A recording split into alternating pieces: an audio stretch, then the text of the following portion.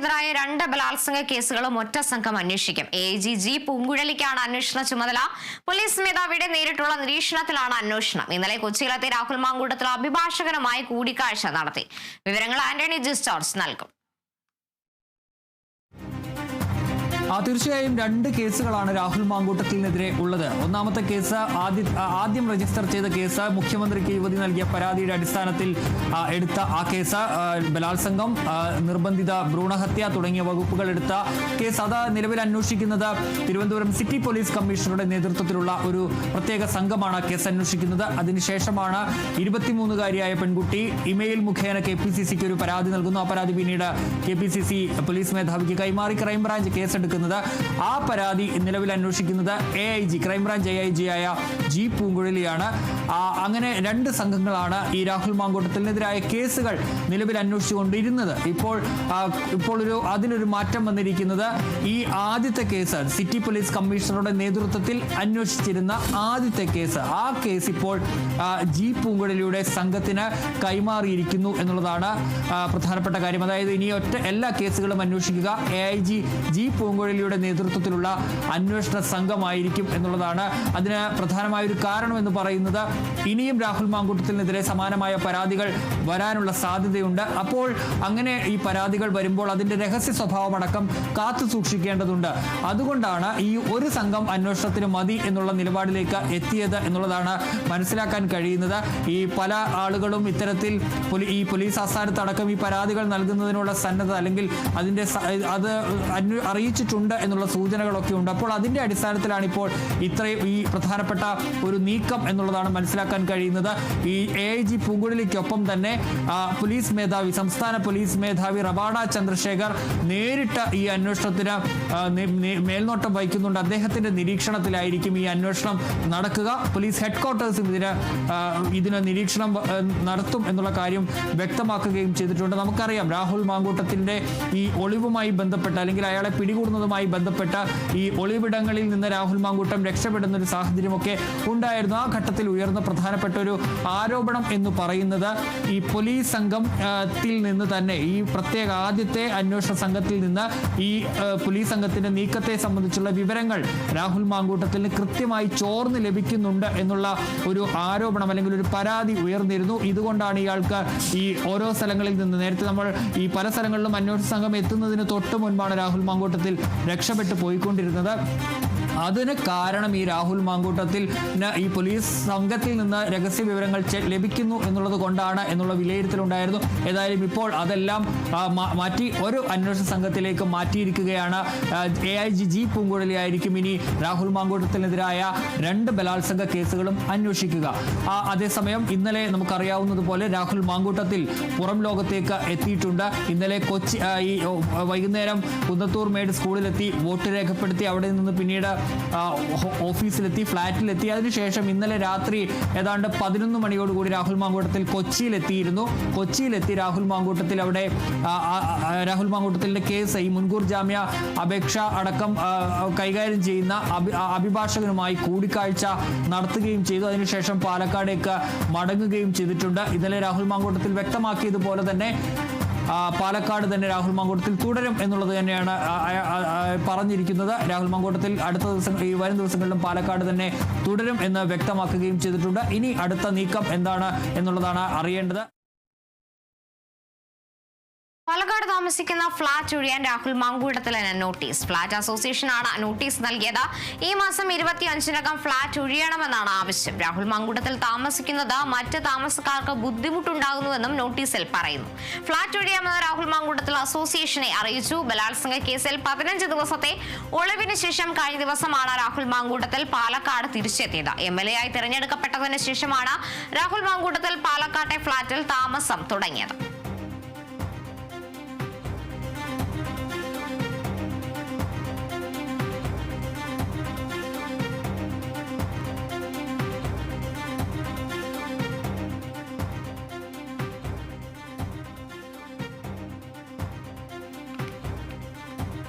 വിധിയറിയാൻ ഇനി മണിക്കൂറുകൾ മാത്രം. തദ്ദേശ പോര്.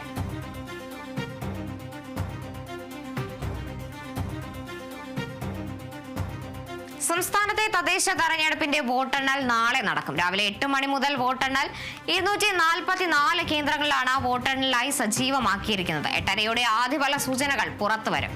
73.69% പോളിംഗ് ആണ് രണ്ടാം ഘട്ടം വോട്ടെടുപ്പും പൂർത്തിയായപ്പോൾ രേഖപ്പെടുത്തിയത്.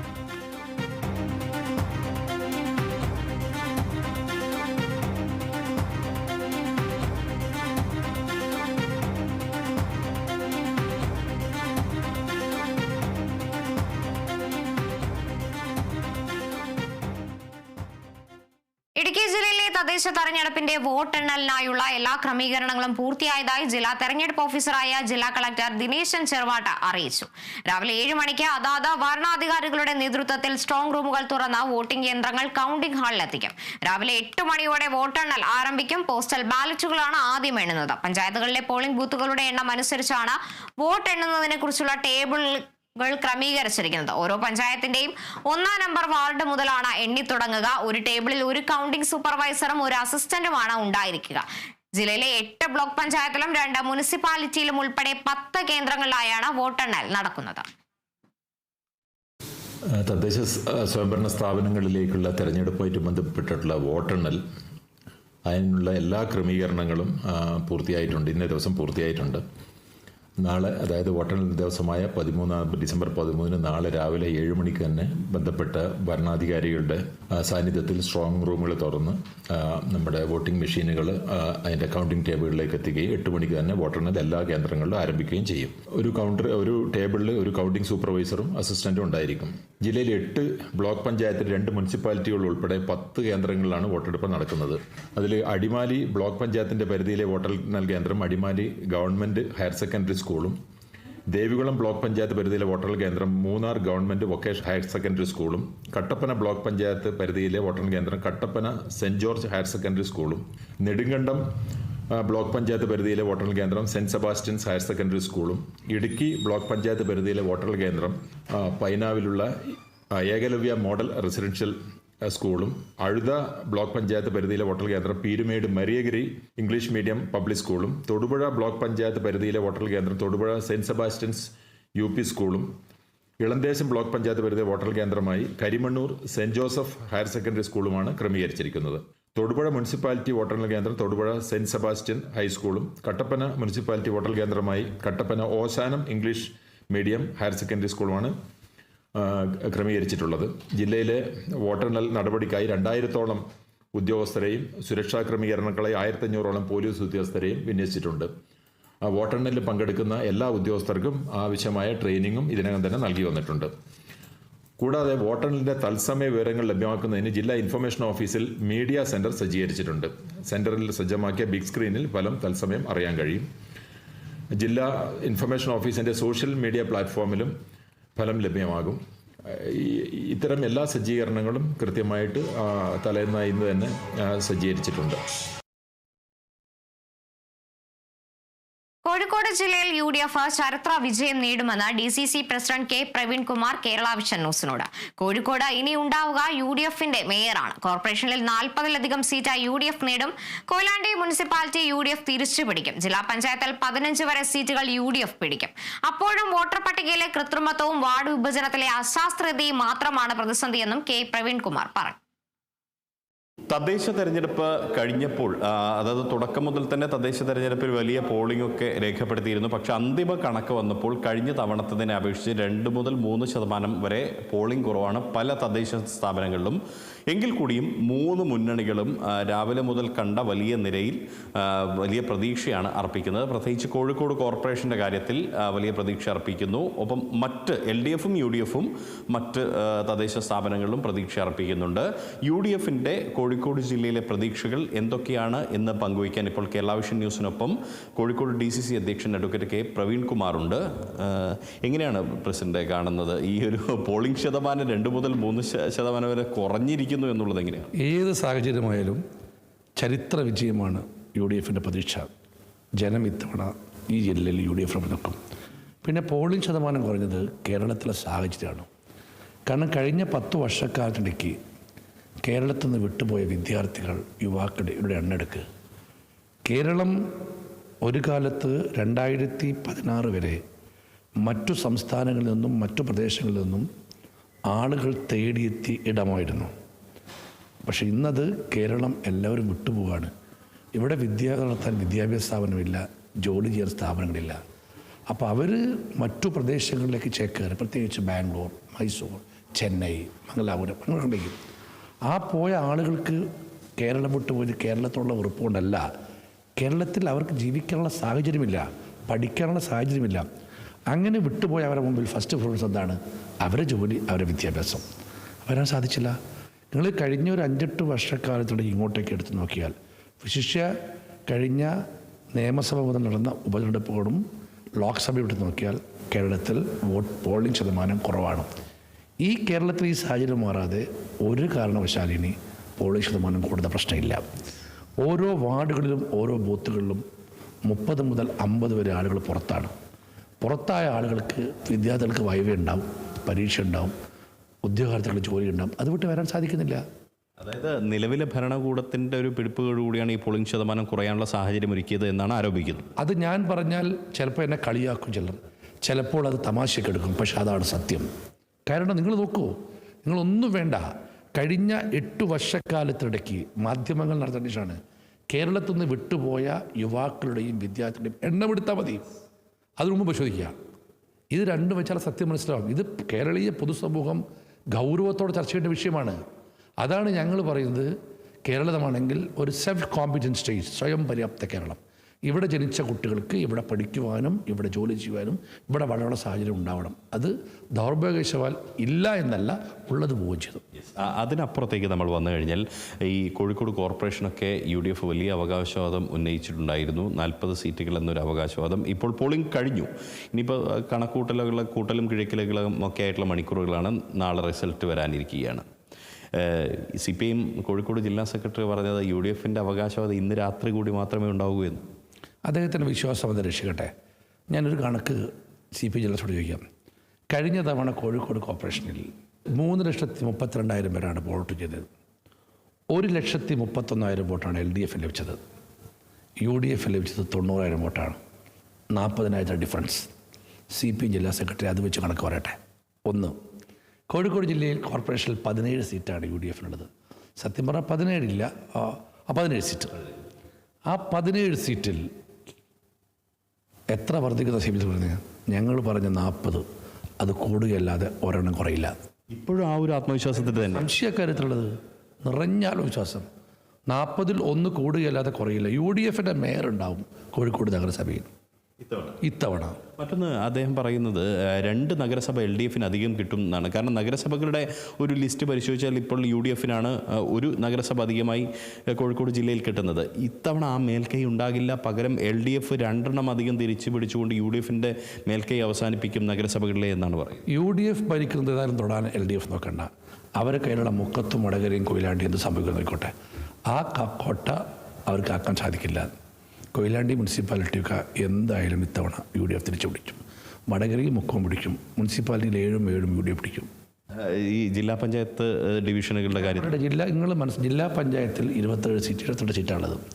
മിനിമം 15 സീറ്റ് UDF കിട്ടും, പിടിക്കും. എന്താ സംശയക്കാരത്തുള്ളത്? ഞങ്ങൾ നേരിട്ട ഏക പ്രതിസന്ധി CPMൻ്റെ സർക്കാരിൻ്റെ ഒത്താശയോടുകൂടി നടന്ന വോട്ടർ പട്ടികയുടെ കൃത്രിമവും അശാസ്ത്രീയമായ വാർഡ് വിഭജനമാണ്. ഞങ്ങളുടെ മുമ്പിൽ ഇത്തവണ ഉണ്ടായിരുന്ന ഏക നെഗറ്റീവ് അതാണ്. അത് രക്ഷയില്ല, അവർ ചെയ്താണ്. പക്ഷെ അതിനൊക്കെ തന്നെ കൂട്ടായ പ്രവർത്തനത്തിലൂടെ, ചിട്ടയായ പ്രവർത്തനത്തിലൂടെ UDF പ്രവർത്തകർ പ്രതിരോധിച്ചിട്ടുണ്ട്. ചിലയിടങ്ങളിലെങ്കിലും വിമതരൊരു കോൺഗ്രസിന് വെല്ലുവിളിയായിട്ട്. എവിടെയാണ് വിമത ശല്യമായത്? ഒരു സ്ഥലം പറയും. കോഴിക്കോട് ജില്ലയിൽ കോൺഗ്രസിന് വിമതനായ ശല്യമായ ഒരു സ്ഥലം പറയും. വിമതനെ കൊണ്ട് സീറ്റുള്ള സ്ഥലം പറയും. മുക്കം ഭാഗത്തൊക്കെ ഏത് സീറ്റ് നിങ്ങൾ നോക്കിക്കാരം ജയിക്കാൻ പോകുന്നത്. പിന്നെ ഒരു കാര്യം ചോദിക്കട്ടെ, കോൺഗ്രസ്സിന് ഏറ്റവും കൂടുതൽ വിമത ശല്യം കുറഞ്ഞ വർഷമല്ലേ ഈ വർഷം? അത് സത്യമല്ലേ? സത്യമല്ലേ അല്ലേ? കോഴിക്കോട് ജില്ലയിൽ UDFന് ഏറ്റവും കൂടുതൽ വിമത ശല്യം കുറഞ്ഞ ഇലക്ഷൻ സത്യമല്ലേ? അതിന് ഗുണമുണ്ടാവും. മറ്റൊന്ന്, ഈ വിമതന്മാരുടെ ഭാവി എന്തായിരിക്കും? ചിലർക്ക് തിരിച്ചു വരണമെന്ന് ആഗ്രഹമുള്ളവരെ ഇനി പാർട്ടി പരിഗണിക്കുമോ എന്നുള്ളതാണ്. ഒരു കാലത്തും ഒരാളുടെയും വാതിലുകൾ കോൺഗ്രസ് എക്കാലത്തേക്കും കൊട്ടിയടയ്ക്കാറില്ല. പക്ഷെ നിർണായക ഘട്ടത്തിൽ പാർട്ടിയെ ചതിച്ച് പാർട്ടി നേതൃത്വത്തെ അപകീർത്തിപ്പെടുത്തിയ ആളുകൾക്ക് തിരിച്ചു വരവിൽ കുറച്ച് വിഷമമായിരിക്കും. പക്ഷെ എന്ന് കരുതി പൂർണ്ണമായും തെറ്റ് തിരുത്തിയാൽ അവർക്ക് തിരിച്ചു വരാം. തെറ്റ് തിരുത്തിയാലും ചിലരൊക്കെ തിരിച്ചെടുക്കണമെന്ന് 100 വട്ടം ആലോചിക്കേണ്ടി വരും.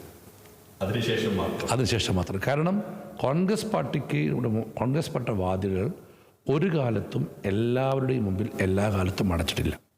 പക്ഷേ ചിലരുടെ തിരിച്ചുവരവ് ഗൗരവത്തോടെ പാർട്ടി ആലോചിച്ച് തീരുമാനിക്കുള്ളൂ.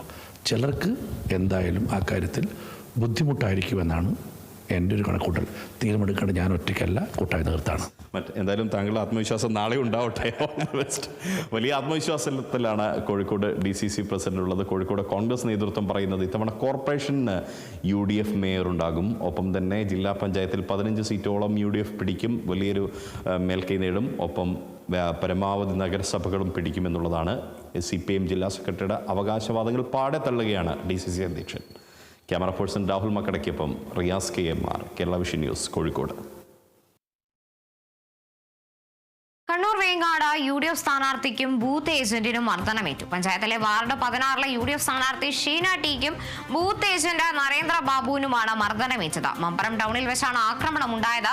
നരേന്ദ്രബാബുവിന്റെ ഉടമസ്ഥതയിലുള്ള ജനസേവന കേന്ദ്രം അക്രമികൾ തകർത്തു. കമ്പ്യൂട്ടർ ഉൾപ്പെടെയാണ് തകർത്തത്. മുഖംമൂടി ധരിച്ചെത്തിയവരാണ് ആക്രമണം നടത്തിയത്. പരിക്കേറ്റ ഇരുവരെയും തലശ്ശേരി ഇന്ദിരാഗാന്ധി ആശുപത്രിയിൽ പ്രവേശിപ്പിച്ചു. ആക്രമണത്തിന് പിന്നിൽ CPM പ്രവർത്തകരാണെന്ന് കോൺഗ്രസ് നേതാക്കൾ പറഞ്ഞു.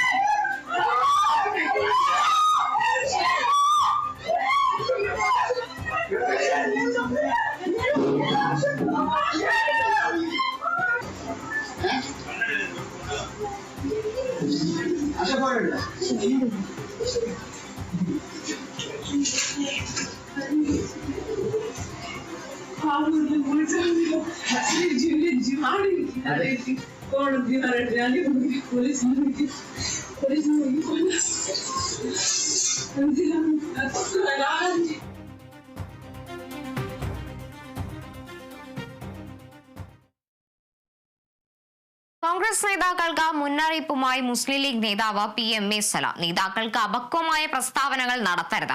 പ്രസ്താവനകൾ മുന്നണിയുടെ കെട്ടുറപ്പിനെ ബാധിക്കുമോ എന്ന് ആലോചിക്കണം. മുന്നണിയും പാർട്ടിയും ഒറ്റക്കെട്ടായി നിൽക്കേണ്ട സമയമാണിത്. ഇത് മുസ്ലിം ലീഗിന്റെ അഭിപ്രായമാണെന്നും PMA സലാം പറഞ്ഞു. ഒരു മുന്നണിയുടെ കെട്ടുറപ്പും ഐക്യവും ഭദ്രതയൊക്കെ നിലനിർത്താൻ എല്ലാ അതിലെ ഘടകകക്ഷികളായ രാഷ്ട്രീയ പാർട്ടികൾക്കും ഉത്തരവാദിത്വമുണ്ട്.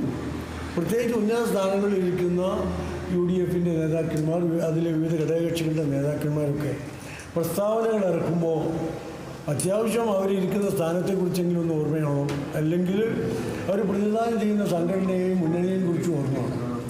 അത് പിന്നെ മുസ്ലിമിൻ്റെ ഒരു അഭിപ്രായമാണ്. അപ്പൊക്കം എന്ന് പറയുന്ന പ്രസ്താവന തന്നെ അത് നടത്താൻ പാടില്ലല്ലോ, നടത്താൻ പാടില്ല. ലീഗാണെങ്കിലും കോൺഗ്രസ് ആണെങ്കിലും മറ്റേത് ഘടകകക്ഷിയാണെങ്കിലും പ്രസ്താവനകൾ അവരവരുടെ സ്ഥാനത്തിനും മഹിമക്കൊക്കെ യോജിച്ചതായിരിക്കും. തിരികെയാണ്. തദ്ദേശ തെരഞ്ഞെടുപ്പിന് പിന്നാലെ കോഴിക്കോട് കോർപ്പറേഷൻ അവസാന കൗൺസിൽ യോഗം ഇന്ന് ചേർന്നു. 5 വർഷം ഭരണ പ്രതിപക്ഷത്തിരുന്ന് പരസ്പരം രാഷ്ട്രീയമായി ഏറ്റുമുട്ടിയവർ വേർപിരിയുന്നതിന്റെ വേദനയിലായിരുന്നു ഉണ്ടായിരുന്നത്. കൗൺസിലിൽ ജനങ്ങൾക്ക് വേണ്ടി ഏറ്റുമുട്ടിയാലും ഒരിക്കലും പിരിയാത്ത ആത്മബന്ധം കാത്തുസൂക്ഷിച്ചിരുന്നതായി കോഴിക്കോട് മേയർ ബീന ഫിലിപ്പ്, കോർപ്പറേഷൻ പ്രതിപക്ഷ നേതാവ് KC Shobitha, BJP parliamentary party leader Navya Haridas എന്നിവർ കേരള വിഷൻ ന്യൂസിനോട് പറഞ്ഞു. കോഴിക്കോട് നിന്നും റിയാസ് KMR തയ്യാറാക്കിയ വാർത്ത കാണാം. 5 വർഷം ജനങ്ങളുടെ പ്രശ്നങ്ങളുമായി ബന്ധപ്പെട്ട് കൗൺസിലിൽ പരസ്പരം വാദിച്ചവർ, പോരടിച്ചവർ, ഒരുപക്ഷെ പരസ്പരം ബഹളങ്ങൾ ഉണ്ടാക്കിയവർ, അതിനപ്പുറത്തേക്ക് ഒരു ഏറ്റുമുട്ടലിലേക്ക് കാര്യമായി പോയിട്ടില്ല. ഇന്നലെ വരെ അവർ തെരഞ്ഞെടുപ്പ് രംഗത്തും ഒരുപക്ഷെ പരസ്പരം എതിർത്ത് പ്രസംഗിക്കുകയും എതിർത്ത് പ്രചരണം നടത്തുകയും ഒക്കെ ചെയ്തവരാണ്. പക്ഷേ അവരാരും തന്നെ വ്യക്തിപരമായുള്ള അടുപ്പം കൈവിട്ടിരുന്നില്ല. ആ 3 പേരടങ്ങുന്ന ഒരു സംഘം മാത്രമല്ല, LDFന്റെയും BJPയുടെയും ഒപ്പം തന്നെ UDFന്റെയും, LDF, UDF, BJP എന്നിങ്ങനെ ഉള്ള 3 കക്ഷികളുടെ നേതാക്കളാണ്. ഒപ്പം തന്നെ കോഴിക്കോട് കോർപ്പറേഷൻ മേയറും പ്രതിപക്ഷ നേതാവും ഒപ്പം തന്നെ BJPയുടെ പാർലമെന്ററി പാർട്ടി ലീഡറുമാണ് ഇപ്പോൾ കേരള വിഷൻ ന്യൂസിനൊപ്പം ഉള്ളത്. ഇന്ന് അവസാനത്തെ കൗൺസിലാണ്, നാളെ റിസൾട്ട് വരികയാണ്. അതിനു മുൻപ് ആദ്യം തന്നെ മേയറിലേക്കാണ്. ടീച്ചറെ, അപ്പം 3 പേരും ഇനിയിപ്പോൾ ഒരുമിച്ച് ഇങ്ങനെ എന്തായാലും ഉണ്ടാവില്ല. ഇവർ രണ്ടുപേരും മത്സരരംഗത്തുണ്ട് എങ്കിൽ കൂടിയും ടീച്ചർ ഇല്ല. ഇവിടെ ഒരുമിച്ച് ഇങ്ങനെ സ്ഥാനത്തുണ്ടാവില്ല. വല്ല കല്യാണ വീട്ടിലൊക്കെ പോയാൽ നമ്മൾ ഒരുമിച്ച് ഇരിക്കൂല്ലേ? ഔദ്യോഗികമായിട്ടില്ല, ഇല്ല. പക്ഷേ ഈ പറഞ്ഞ പോലെ നിങ്ങളെ 3 പേരും ഈ പറഞ്ഞ പോലെ കൗൺസിലിലൊക്കെ പരസ്പരം ഇവർ എന്താ പറയുക എതിർത്ത് രണ്ടുപേരും സംസാരിക്കുന്നുണ്ടാകും. തിരിച്ച് രാഷ്ട്രീയപരമായി ഇവരോടും എതിർത്ത് ടീച്ചറും സംസാരിക്കുന്നത് കണ്ടിട്ടുണ്ട്. അതിനപ്പുറത്തേക്ക് കൗൺസിൽ കഴിഞ്ഞാൽ നല്ല സൗഹൃദമാണ് കാണുന്നത്.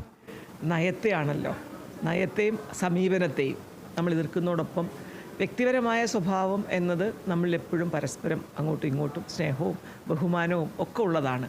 അതിപ്പോൾ നമ്മൾ 3 പേർക്കും പരസ്പരം അതുണ്ടെന്ന് എനിക്ക് തന്നെ പറയാൻ പറ്റും. അങ്ങനെ തന്നെയാണല്ലേ മേയർ പറഞ്ഞതിന് ശരിയൊക്കെയാണ് പ്രതിപക്ഷം? തീർച്ചയായിട്ടും വളരെ നല്ല ബന്ധം തമ്മിൽ കാത്തു സൂക്ഷിക്കാൻ സാധിച്ചിട്ടുണ്ട് 5 വർഷവും.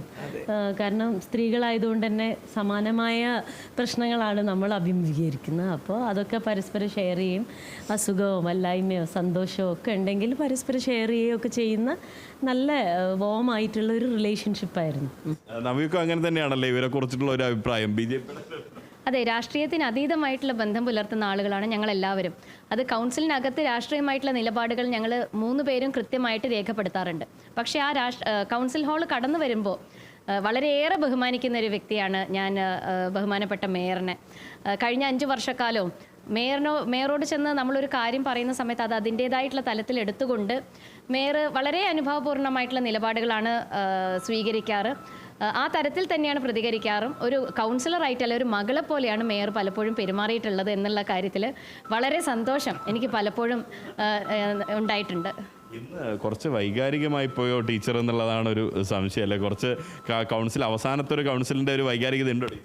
അത് കുറച്ചായിട്ട് ഇല്ലാതിരിക്കില്ലല്ലോ നമുക്ക്. 3 വർഷം 5 കൊല്ലം എൻ്റെ ജീവിതത്തിൽ ഇത് ആദ്യത്തെ അനുഭവമല്ലേ. അപ്പോൾ അതുകൊണ്ട് ഇവരെയൊക്കെ ആരോടും ഒരു വെറുപ്പില്ല. അതാണ് ഞാൻ ചിലപ്പോൾ വിചാരിക്കും എനിക്കൊരു ശത്രുതയായിട്ട് ഒന്നും കാണാൻ കഴിയില്ല. കാരണം ഇതൊരു അവരുടേതായിട്ടുള്ള ഒരു ജോലി എന്നുള്ള രീതിയിൽ അവരത് ചെയ്യുന്നു. അവർക്ക് പിന്നെ വ്യത്യസ്തങ്ങളായ നിലപാടുണ്ടാവും. ജനാധിപത്യത്തിൻ്റെ ക്വിൻറ്റെസൻസ് എന്ന് നമ്മൾ പറയുന്നത് പോലും ഈ വ്യത്യസ്തമായിട്ടുള്ള അഭിപ്രായങ്ങളുടെ അതിനൊരു ഏകീകരണം, ഏകോപനം ഇതൊക്കെയല്ലേ. അതിന് ഒരു പരിധി വരെ താമസിച്ചിട്ടുണ്ട്. അതുകൊണ്ട് സങ്കടം എന്താണെന്ന് വെച്ചാൽ, സങ്കടം എന്തായിരുന്നു എനിക്കെന്നെ അറിയില്ല. മേ ബി പിന്നെ ടയേർഡായിരുന്നു ഞാൻ ഇന്ന്. കാരണം എനിക്ക് സാധനങ്ങൾ അങ്ങോട്ട് മാറ്റണം ഇങ്ങോട്ട് മാറ്റണം, ആ പ്രശ്നമൊക്കെ അതാണ്. അതൊന്ന്. രണ്ടാമത് കുറച്ച് സങ്കടം ഇല്ലാതില്ല. ഇവരൊന്നും ഇനി കാണാൻ കഴിയില്ലല്ലോ. എൻ്റെ ആദ്യത്തെ ഒരു മേയർഷിപ്പ്, അതിനകത്ത് എനിക്കുണ്ടാവുന്ന കുഞ്ഞു അബദ്ധങ്ങളൊക്കെ അതൊക്കെ അതിനൊന്നും ഒരു വലിയ കാര്യമായി പൊക്കി കാണിക്കാതെ അല്ലെങ്കിൽ പരിഹസിക്കാതെ ഒക്കെ കൊണ്ടു നടന്നവരല്ലേ ഇതിൽ ഭൂരിപക്ഷമൊക്കെ. അത് മനസ്സിലാക്കിക്കൊണ്ട് അപ്പോൾ ആ അർത്ഥത്തിൽ ഞാൻ എല്ലാവരെയും സ്നേഹിക്കുന്നുണ്ട്, എല്ലാവരും എന്നെ സ്നേഹിക്കുന്നുണ്ടെന്നാണ് ഞാൻ വിചാരിക്കുന്നത്. നിങ്ങളോട് 2 പേരോടാണ് ഈ ടീച്ചർ മത്സരിക്കുന്നില്ലല്ലോ. അപ്പോൾ ഈ 2 പേരും മത്സരരംഗത്തുണ്ടായിരുന്ന ആ ഒരു കഴിഞ്ഞ ദിവസത്തെ ഓട്ടമൊക്കെ എങ്ങനെയാണ്? ഭയങ്കര ക്ഷീണമായിരുന്നു? അതെ, ഞാനിപ്പോൾ രാവിലെ പറഞ്ഞതേ ഉള്ളൂ നവ്യോട്, കുറച്ച് കരിഞ്ഞു പോയിട്ടുണ്ട്. അപ്പോൾ ഫോട്ടോഗ്രാഫറോട് ഞാൻ പറഞ്ഞു ഏതായാലും ഒന്ന് വെളുപ്പിച്ചേക്കൂ, ഞങ്ങൾ 2 പേരെ എടുക്കുമ്പോൾ ഒന്ന് വെളുപ്പിച്ചോളൂ. ഞങ്ങളിപ്പോൾ അവിടുന്ന് 3 പേരും കൂടി ഇരുന്ന്, ഞാനും നവ്യയും മോട്ടിക്കയും കൂടി ഇരുന്ന് ഞങ്ങൾക്ക് ഒരു ഫ്രെയിമിലൊരു ഫോട്ടോ വേണമെന്ന് പറഞ്ഞു. കാരണം സ്ഥിരമായി അടുത്തടുത്തിരിക്കുന്നവർ.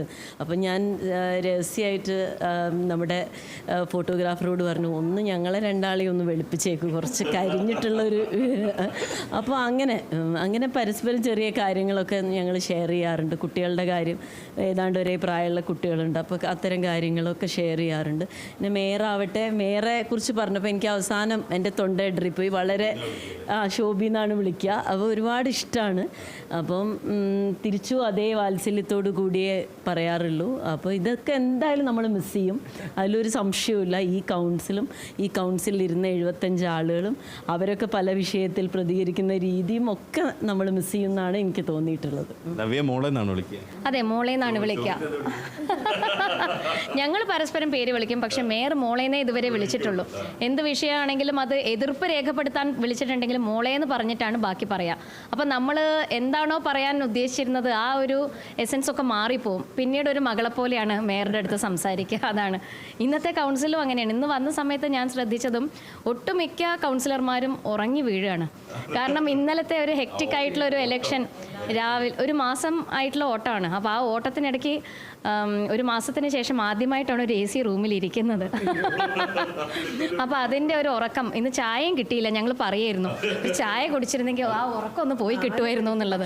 പറഞ്ഞു 3 മണിക്ക് കൗൺസിൽ, അപ്പോൾ ചായ കുടിച്ചാൽ ഭക്ഷണം കഴിക്കാഞ്ഞാലോ. ആ ആംഗ്യം പെട്ടെന്ന് തിരിച്ചറിഞ്ഞു. മേയറും ഇങ്ങനെ പറയുന്നുണ്ട് ചായ. എന്തായാലും ചായ കുടിക്കാത്ത സങ്കടമൊക്കെ നമുക്ക് മാറ്റാം. എന്തായാലും എനിക്ക് തോന്നുന്നു നിങ്ങൾ 3 പേരും ഒരുമിച്ച് സെൽഫി വാർത്താനുള്ള ഭാഗ്യം എനിക്കായിരിക്കും കിട്ടിയിട്ടുണ്ടാവും. അത് ഏറ്റവും അവസാനത്തെ കൗൺസിലിൽ. അതെ, ആദ്യം ഈ സെൽഫി കഴിഞ്ഞിട്ട് സൈൻ ഓഫ് ചെയ്യാം.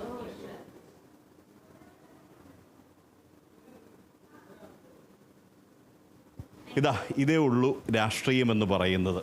ആശയപരമായി എതിർക്കുക, അതിനപ്പുറത്തേക്ക് ഈ വ്യക്തിബന്ധങ്ങൾ എപ്പോഴും കാത്തു സൂക്ഷിക്കുക. അതിൻ്റെ ഏറ്റവും വലിയ ഉദാഹരണമാണ് കോഴിക്കോട് കോർപ്പറേഷനിലെ ഈ കക്ഷി നേതാക്കൾ. മേയറും പ്രതിപക്ഷ നേതാവും ഒപ്പം തന്നെ മറ്റൊരു പ്രതിപക്ഷ കക്ഷിയുടെ പാർലമെൻ്ററി പാർട്ടി ലീഡറുമൊക്കെ അതിനുള്ള ഏറ്റവും വലിയ മാതൃകയാണ്. നമ്മുടെ രാഷ്ട്രീയം ഇങ്ങനെയൊക്കെ മാതൃകയാവട്ടെ. ക്യാമറ പേഴ്സൺ രാഹുൽ മക്കടയ്ക്കൊപ്പം Riyas KMR, Kerala vision news, Kozhikode. Welfare പാർട്ടിയുമായുള്ള ധാരണ അംഗീകരിച്ച KPCC മുൻ അധ്യക്ഷൻ K മുരളീധരൻ. വെൽഫെയർ പാർട്ടി ജനാധിപത്യ പാർട്ടിയാണെന്ന് K മുരളീധരൻ പറഞ്ഞു.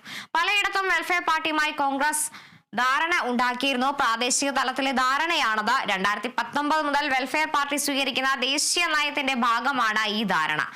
BJP അധികാരത്തിൽ വരാതിരിക്കാൻ വെൽഫെയർ പാർട്ടി കോൺഗ്രസിനെയും ചിലയിടങ്ങളിൽ CPM-നെയും പിന്തുണച്ചു. തിരുവനന്തപുരം ചാല ഡിവിഷനിൽ വെൽഫെയർ പാർട്ടി CPM-നെ പിന്തുണച്ചു.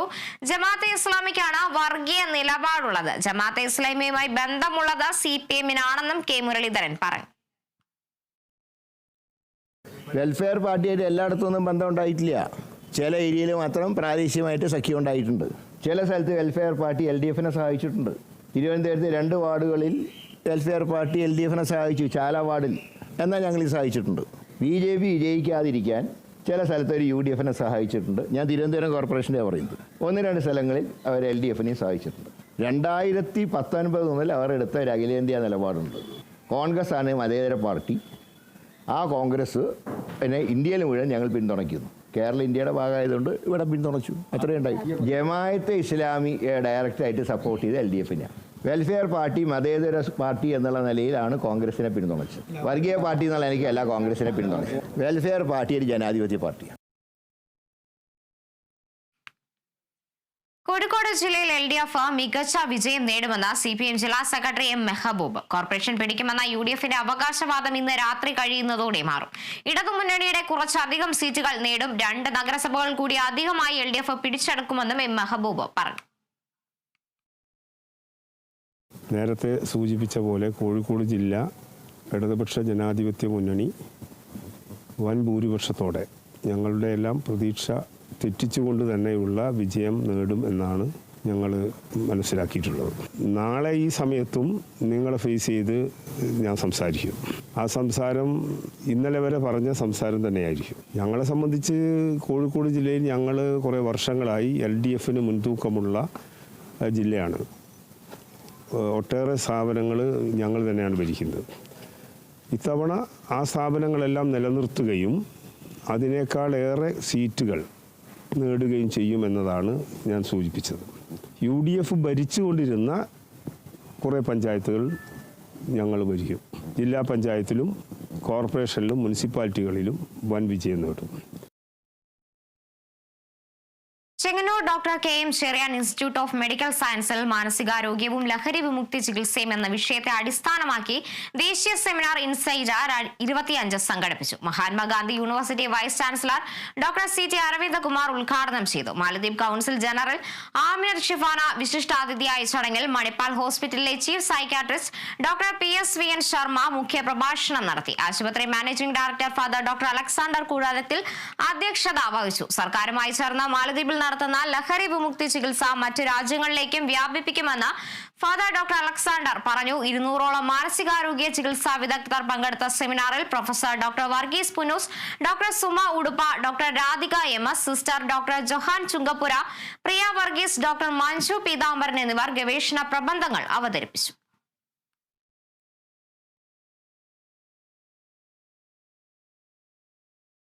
ശബരിമല സ്വർണ്ണ കവർച്ചാ കേസിൽ കോൺഗ്രസ് നേതാവ് രമേശ് ചെന്നിത്തലയുടെ മൊഴിയെടുക്കുന്നത് വീണ്ടും മാറ്റി. സ്വർണ്ണ കവർച്ചയിൽ അന്താരാഷ്ട്ര പുരാവസ്തു കള്ളക്കടത്ത് സംഘത്തിന് ബന്ധമുണ്ടെന്ന വെളിപ്പെടുത്തലിലാണ് ചെന്നിത്തലയുടെ മൊഴിയെടുക്കാൻ SIT തീരുമാനിച്ചത്. ഹരിപ്പാട് മണ്ഡലത്തിലേക്ക് പോവേണ്ടതിനാലാണ് ഇന്ന് മൊഴി നൽകാൻ സാധിക്കാത്തതെന്ന് ചെന്നിത്തല പറഞ്ഞു. ശബരിമല സ്വർണ്ണ കവർച്ചയിൽ 500 കോടി രൂപയുടെ ഇടപാടാണ് നടന്നതെന്നും രമേശ് ചെന്നിത്തല പ്രത്യേക അന്വേഷണ സംഘത്തിന് നൽകിയ കത്തിൽ പറഞ്ഞിരുന്നു. കത്തിന്റെ അടിസ്ഥാനത്തിൽ മൊഴി നൽകാൻ തയ്യാറാണെന്നും ചെന്നിത്തല അന്വേഷണ സംഘത്തെ അറിയിക്കുകയും ചെയ്തിരുന്നു. ഞായറാഴ്ച മൊഴിയെടുക്കാമെന്ന് ചെന്നിത്തല പ്രത്യേക സംഘത്തെ അറിയിച്ചിട്ടുണ്ട്.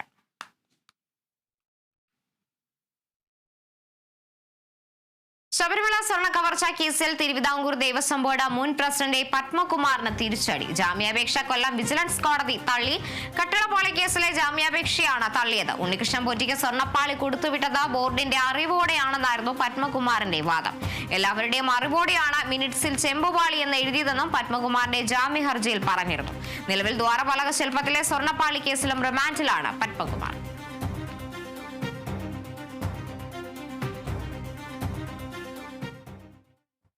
ശബരിമല സ്വർണ്ണ കവർച്ചാ കേസിൽ 1-ാം പ്രതി ഉണ്ണികൃഷ്ണൻ പോറ്റി ജാമ്യം തേടി കോടതിയെ സമീപിച്ചു. കൊല്ലം വിജിലൻസ് കോടതിയിലാണ് ജാമ്യാപേക്ഷ നൽകിയത്. തെളിവെടുപ്പും ചോദ്യം ചെയ്യലും പൂർത്തിയായ സാഹചര്യത്തിൽ ജാമ്യം നൽകണമെന്നാണ് ആവശ്യം. ജാമ്യാപേക്ഷ കോടതി വ്യാഴാഴ്ച പരിഗണിക്കും.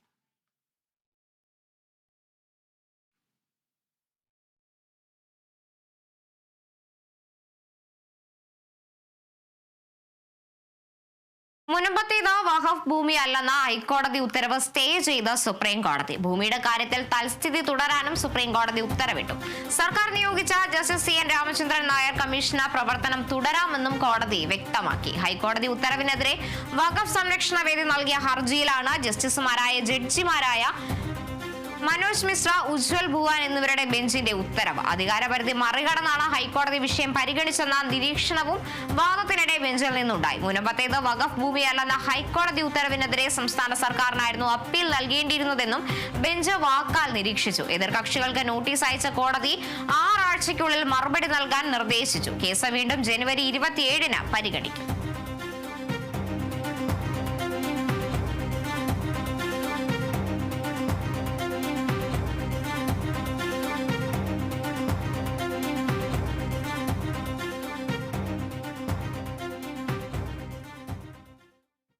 പത്തനംതിട്ട ചെന്നീർക്കരയിൽ BJP തെരഞ്ഞെടുപ്പ് കൺവീനറുടെ വീടിന് നേരെ കല്ലേറ്. ഇന്നലെ രാത്രി 11:30ഓടെയാണ് സംഭവം. BJP ചെന്നീർക്കര പഞ്ചായത്ത് ജനറൽ സെക്രട്ടറിയും ഉമ്മടിക്കാവ് 5-ാം വാർഡിലെ തെരഞ്ഞെടുപ്പ് കമ്മിറ്റി കൺവീനറുമായ ജോയി ദാനിയേലിന്റെ വീടിന് നേരെയാണ് കല്ലേറുണ്ടായത്. സ്കൂട്ടറിലെത്തിയ 2-അംഗ സംഘമാണ് കല്ലെറിഞ്ഞത്. കല്ലേറിൽ വീടിന്റെ മുൻവശത്തെ ലൈറ്റ് പൊട്ടിയിട്ടുണ്ട്. ഇന്നലെ രാത്രി ഒരു 11:30-12-ന് ഈ സംഭവം ഉണ്ടാകുന്നത്. ശബ്ദം കേട്ടുകൊണ്ടാണ് കഥ തുറന്ന് പുറത്ത് വരുന്നത്. ലൈറ്റിൻ്റെ ഒരു ചില്ല് പൊട്ടിയിട്ടുണ്ട്. പിന്നെ ഗ്ലാസ് ഉത്തേജിച്ച് അവരെ ഇറങ്ങിയത്, പക്ഷെ അവിടെ കൊണ്ടില്ല. പിന്നെ അവിടുത്തെ ഈ ഗേറ്റ് തുറന്ന് പുറത്തിറങ്ങിയപ്പോഴത്തെ ഒരു സ്കൂട്ടർ പോകുന്നതായിട്ട് കണ്ടു. ആ താഴത്തെ വീട്ടുകാരും പറഞ്ഞു ഇതുപോലെ സ്കൂട്ടർ തുറന്ന് അങ്ങോട്ട് പോയിട്ടുണ്ട്. ഇത്രയും വിവരം ഇന്നലെ മനസ്സിലായത്. അപ്പോഴത്തെ പിന്നെ പോലീസുകാരെ വിളിച്ചു. അവർ വന്നിട്ട് നോക്കിയിട്ട് ഇന്നൊരു കംപ്ലയിൻറ്റ് ചെയ്യാൻ പറഞ്ഞിട്ടുണ്ട്. അങ്ങനെ കൂടുതൽ വാർത്തകൾ. വരന്തര പള്ളിയിൽ വീടുകൾക്ക് നേരെ ആക്രമണം. കുന്നത്തുപാട് സ്വദേശികളായ ബിജു, സഹോദരൻ ജിജു, ഷാജു എന്നിവരുടെ വീടുകൾക്ക് നേരെയാണ് സാമൂഹ്യ വിരുദ്ധരുടെ ആക്രമണം ഉണ്ടായത്. ഷാജുവിന്റെ വീട്ടിലെ നക്ഷത്രങ്ങളും ചെടിച്ചട്ടികളും ബിജുവിന്റെയും ജിജുവിന്റെയും വീടുകളിലെ സൈക്കിളുകളും നക്ഷത്രങ്ങളും നശിപ്പിച്ചു. വൈദ്യുതി ഫ്യൂസ് ഊരി മാറ്റുകയും പൈപ്പിന്റെ ടാപ്പ് തുറന്നു വിടുകയും ചെയ്തിട്ടുണ്ട്. ശബ്ദം കേട്ട് വീട്ടുകാർ ഉണർന്നപ്പോഴാണ് വിവരം അറിയുന്നത്. ഉടൻ വീട്ടുകാർ പോലീസിൽ വിവരം അറിയിക്കുകയും തുടർന്ന് നടത്തിയ പരിശോധനയിൽ കനാലിൽ നിന്നും സൈക്കിളുകളും മറ്റ് സാധനങ്ങളും കണ്ടെത്തുകയുമായിരുന്നു. CCTV ദൃശ്യം ഉൾപ്പെടെ ശേഖരിച്ച് പോലീസ് അന്വേഷണം നടത്തി വരികയാണ്. ഇന്നലെ രാത്രി 12 മണിക്ക് ശേഷമാണ് ഇവിടെ ഇങ്ങനെയൊക്കെ ഉണ്ടായിരുന്നു. ഞങ്ങൾ അറിഞ്ഞത് ഇവിടെ ഫ്യൂസ് ഊരിയിട്ട് പോയിണ്ടായിരുന്നു. ഞങ്ങൾ കറണ്ട് പോയപ്പോൾ നോക്കിയപ്പോഴാണ് ഇതൊക്കെ കണ്ടത്. നമ്മുടെ സ്റ്റാർ ഊരിയിട്ട് പോയിണ്ടായി, ഫ്യൂസ് ഊരിയിട്ട് പോയി. അതുപോലെ ചെരുപ്പുകൾ, ചവിട്ടി ഇതെല്ലാം അപ്പുറത്തെ കാനയിലേക്കും പറമ്പുകളിലേക്കായിട്ട് അവരെറിഞ്ഞ് കളഞ്ഞേക്കായിരുന്നു. പിന്നെ സ്റ്റേഷനിലേക്ക് വിളിച്ചു. അവർ ഇന്നലെ രാത്രി വന്നു. പിന്നെ രാവിലെ വന്ന അന്വേഷണത്തിന് ശേഷമാണ് സൈക്കിളും ബാക്കി ചെരുപ്പുകളൊക്കെ നമുക്ക് ഓപ്പോസിറ്റ് പറമ്പിൽ നിന്നെല്ലാം കിട്ടിയിട്ടുണ്ട്. പക്ഷെ ഇത് എന്താണെന്ന് ചെയ്തത് അറിയില്ല നമുക്കാർക്കും. മലപ്പുറം കൊണ്ടോട്ടിയിൽ UKG വിദ്യാർത്ഥിനിയുടെ സ്വർണ്ണവള മോഷ്ടിച്ച പ്രതി പിടിയിൽ. കൊണ്ടോട്ടി സ്വദേശി ഉമ്മറിനെയാണ് പോലീസ് പിടികൂടിയത്. സ്കൂൾ വിട്ട് വരികയായിരുന്ന വിദ്യാർത്ഥികളുടെ മുന്നിലേക്ക് മുഖം മറച്ചെത്തിയ പ്രതി അരപ്പവനോളം വരുന്ന വള ഊരിയെടുത്ത് ഓടി രക്ഷപ്പെടുകയായിരുന്നു. കറുത്ത ഷർട്ടും പാന്റും ധരിച്ചയാളാണ് വള ഊരിയെടുത്തതെന്ന് കുട്ടികൾ മൊഴി നൽകിയിരുന്നു. തുടർന്ന് നടത്തിയ അന്വേഷണത്തിലാണ് പ്രതി പിടിയിലായത്. പ്രതിയിൽ നിന്ന് തൊണ്ടി മുതലും വിൽപ്പന നടത്തിയ പണവും പോലീസ് കണ്ടെടുത്തു.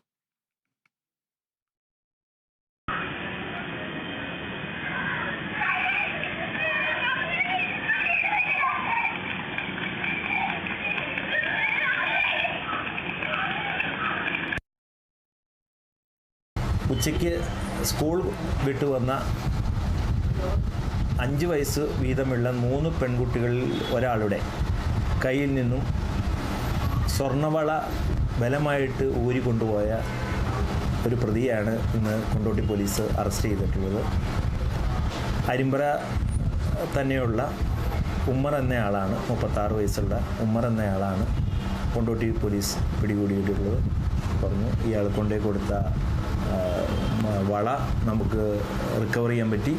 കൂടാതെ ഇയാളുടെ സാമ്പത്തിക ഇടപാടുകൾ കൃത്യമായി നമുക്ക് മനസ്സിലാക്കുകയും ചെയ്തു. മുതിർന്ന കോൺഗ്രസ് നേതാവും മുൻ കേന്ദ്ര ആഭ്യന്തരമന്ത്രിയുമായ ശിവരാജ് പാട്ടീൽ മഹാരാഷ്ട്രയിൽ അന്തരിച്ചു. 91 വയസ്സായിരുന്നു.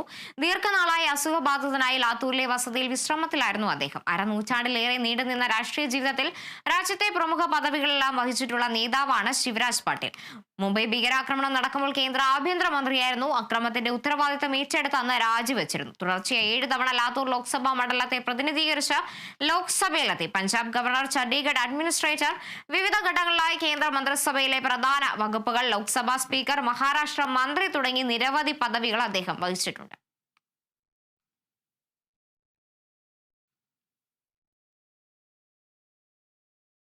ഗോവയിൽ തീപിടുത്തമുണ്ടായ നിശ ക്ലബിന്റെ ഉടമകളായ ലൂത്ര സഹോദരന്മാരെ നാടുകടത്താനുള്ള നടപടികൾ ആരംഭിച്ചു. തായ്ലൻഡ് പോലീസ് കസ്റ്റഡിയിലെടുത്ത സൗരഭിനെയും ഗൗരവിനെയുമാണ് ഫുക്കറ്റിലെത്തിച്ചു. ബാങ്കോക്കിലെത്തിയ ശേഷം ഇന്ത്യൻ ഉദ്യോഗസ്ഥർക്ക് കൈമാറും. ഈ മാസം ആദ്യം ഗോവയിലെ നിശ ക്ലബിലുണ്ടായ തീപിടുത്തത്തിൽ 25 പേരാണ് മരിച്ചത്. തങ്ങൾ നിശ ക്ലബിന്റെ നടത്തിപ്പുകാർ മാത്രമാണെന്നാണ് ലൂത്ര സഹോദരന്മാരുടെ വാദം.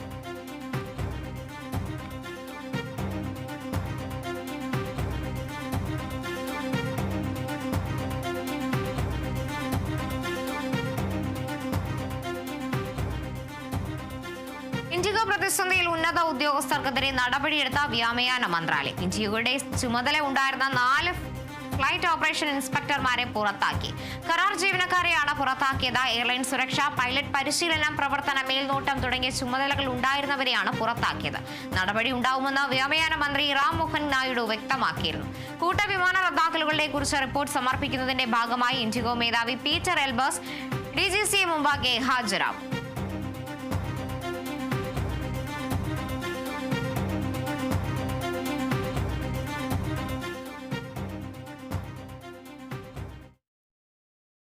ശബരിമല വാർത്തയിലേക്ക്.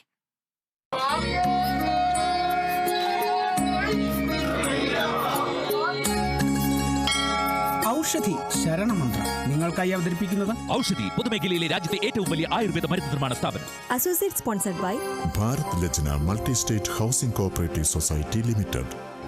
സൂര്യദേവമഠം, കുബേരാശ്രമം, ആയൂർ, കൊല്ലം. ശബരിമല തീർത്ഥാടനത്തിനെത്തുന്നവർക്ക് ആശ്വാസമായി നാഷണൽ ഡിസാസ്റ്റർ റെസ്പോൺസ് ഫോഴ്സിന്റെ സേവനം. സന്നിധാനത്തും നടപ്പന്തലിലുമായി ശാരീരിക ബുദ്ധിമുട്ടുകൾ നേരിട്ട 150ഓളം തീർത്ഥാടകരെയാണ് NDRF ആശുപത്രികളിൽ എത്തിച്ചത്. ചെന്നൈ അരക്കോണത്തു നിന്നുള്ള 4ാം ബറ്റാലിയൻ ടീമാണ് ശബരിമലയിൽ ദുരന്ത സാധ്യതകൾ നേരിടാൻ സജ്ജമായി രംഗത്തുള്ളത്.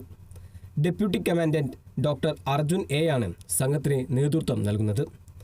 സന്നിധാനത്തും നടപ്പന്തലിലും പമ്പയിലുമായാണ് NDRF സംഘങ്ങളെ വിന്യസിച്ചിട്ടുള്ളത്. ആരോഗ്യപരമായ വെല്ലുവിളികൾ നേരിടുന്ന തീർത്ഥാടകരെ ഉടനടി ആശുപത്രിയിലേക്ക് എത്തിക്കുന്ന സേവനത്തിനാണ് ശബരിമലയിൽ ഊന്നൽ നൽകുന്നത്. കൂടുതൽ നേരം നിൽക്കുന്നതിലൂടെ ഉണ്ടാകുന്ന നിർജ്ജലീകരണം, കൂടാതെ പ്രമേഹം, അമിത രക്തസമ്മർദ്ദം പോലുള്ള ബുദ്ധിമുട്ടുകൾ നേരിടുന്നവരാണ് സഹായം തേടുന്നവരിൽ കൂടുതലെന്നും ഇവരെ എത്രയും വേഗം അടുത്തുള്ള ആശുപത്രിയിലേക്ക് എത്തിക്കുകയാണ് പ്രധാന ദൗത്യമെന്നും ഡെപ്യൂട്ടി കമാൻഡന്റ് ഡോക്ടർ അർജുൻ പറഞ്ഞു. ഞങ്ങളിവിടെ NDRFന്റെ നാഷണൽ ഡിസാസ്റ്റർ റെസ്പോൺസ് ഫോഴ്സിൽ നിന്നും ശബരിമലയും അനുബന്ധ പ്രദേശങ്ങളിൽ നിന്നുമുള്ള ഡിസാസ്റ്റർ പ്രശ്നങ്ങൾ അഭിമുഖീകരിക്കുന്നതിന് വേണ്ടിയിട്ട് വന്നിരിക്കുന്ന ടീമാണ്. ഇവിടെ ഇപ്പോൾ ശബരിമലയിൽ സന്നിധാനത്ത് നമ്മുടെ ടീം ലൊക്കേറ്റ് ചെയ്തിരിക്കുന്നത് ഒന്ന് സന്നിധാനത്തും മറ്റൊരു നടപ്പന്തലിലുമാണ്. ഇത് കൂടാതെ ഒരു ടീം നമ്മളുടെ പമ്പയിൽ ലൊക്കേറ്റഡ് ആയിട്ടുണ്ട്. പിൽഗ്രിമേജിനായി വരുന്ന ആളുകളുടെ എന്തെങ്കിലും വിധത്തിലുള്ള ശാരീരികമായ ബുദ്ധിമുട്ടുകൾ നേരിടുന്ന ആളുകൾക്ക് എത്രയും വേഗം തന്നെ ഹോസ്പിറ്റലിലേക്ക് എത്തിക്കുന്ന സേവനമാണ് നമ്മളിപ്പോൾ ഇവിടെ ശബരിമല സന്നിധാനത്തും നടപ്പന്തലിനുമായി ചെയ്തുകൊണ്ടിരിക്കുന്നത്. കേരള പോലീസ്, ഫയർഫോഴ്സ്, CRPFന്റെ റാപ്പിഡ് ആക്ഷൻ ഫോഴ്സ് തുടങ്ങിയ സേനകളുമായി ചേർന്നുള്ള പ്രവർത്തനമാണ് ശബരിമലയിൽ നടത്തിവരുന്നതെന്നും ഡോക്ടർ അർജുൻ കൂട്ടിച്ചേർത്തു. കൂടാതെ വെള്ളപ്പൊക്കം, മണ്ണിടിച്ചിൽ ഉൾപ്പെടെയുള്ള സാഹചര്യങ്ങളിൽ അടിയന്തരമായി പ്രതികരിക്കുന്നതിനും സംഘം പൂർണ്ണ സജ്ജമാണ്. എല്ലാ അംഗങ്ങൾക്കും ഇത്തരം സേവനങ്ങളിൽ പ്രത്യേക പരിശീലനവും ലഭിച്ചിട്ടുണ്ട്. Kerala vision news, Sannidhanam.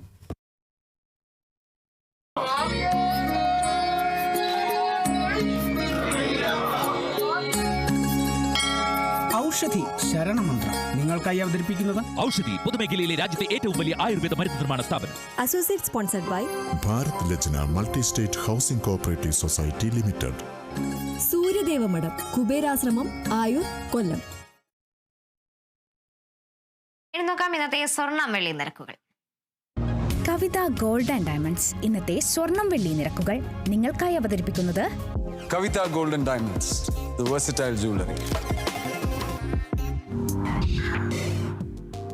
സ്വർണം 22 ക്യാരറ്റ് ഗ്രാമിന് 12,300 രൂപ, പവന് 98,400 രൂപ. സ്വർണം 18 ക്യാരറ്റ് ഗ്രാമിന് 10,175 രൂപ, പവന് 81,400 രൂപ. വെള്ളി ഗ്രാമിന് 203 രൂപ, കിലോ 2,03,000 രൂപ. കവിത ഗോൾഡ് ആൻഡ് ഡയമണ്ട്സ് ഇന്നത്തെ സ്വർണം വെള്ളി നിരക്കുകൾ നിങ്ങൾക്കായി അവതരിപ്പിച്ചത് Kavitha gold and diamonds, the versatile jewellery.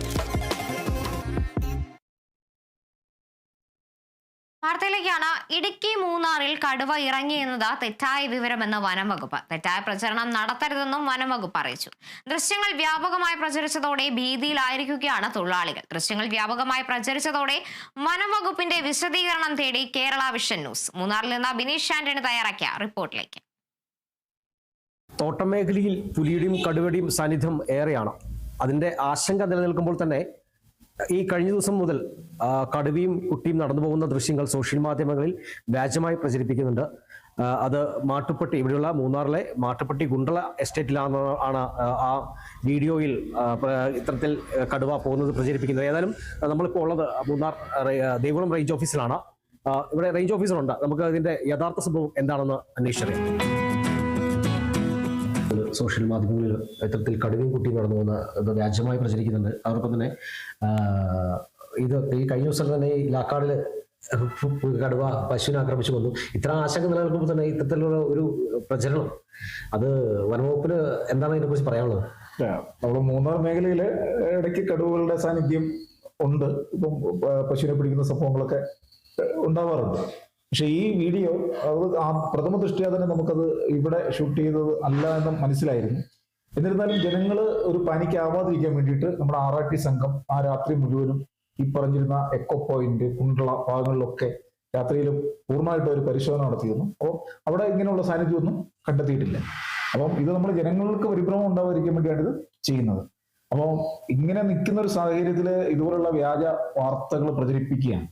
അപ്പൊ അതിനെതിരെ നമ്മൾ മെലുദിവസമായിട്ട് ആലോചിച്ചിട്ട് അത്തരം ആൾക്കാർക്കെതിരെ നിയമ നടപടി സ്വീകരിക്കും. നിലവിൽ ഇത്തരത്തിലൊരു വനംവകുപ്പിന്റെ രൂക്ഷ വിമർശനം നടക്കുന്ന ഒരു ഭാഗത്താണ് ഇത്തരത്തിൽ വീണ്ടും വ്യാജ സന്ദേശങ്ങൾ നൽകുന്നത്.